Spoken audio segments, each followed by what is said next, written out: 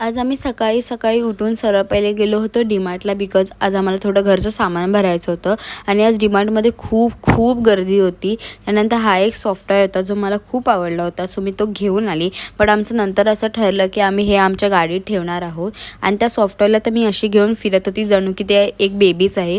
So नंतर मी आणि दादा घरी आलो, जेवलो वगैरे आणि संध्याकाळी मी आणि माझी मम्मा गेलो होतो थोडे साडीची शॉपिंग करायला बिकॉज आम्हाला ही साडी गावी पाठवायची होती बिकॉज माझ्या वहिनीचं होतं बेबी शावर. त्यानंतर मी आणि दादा असे बसलो होतो आणि नंतर संध्याकाळी आम्ही लोक गेलो होतो जे टॉयज घेतले होते सॉफ्टवेअर ते गाडीमध्ये लावायला. सो हा एक फिशवाला टॉय होता जो आम्ही पुढे मिररजवळ लावला आणि ह्या एलिफंटला आम्ही मागे ठेवलं.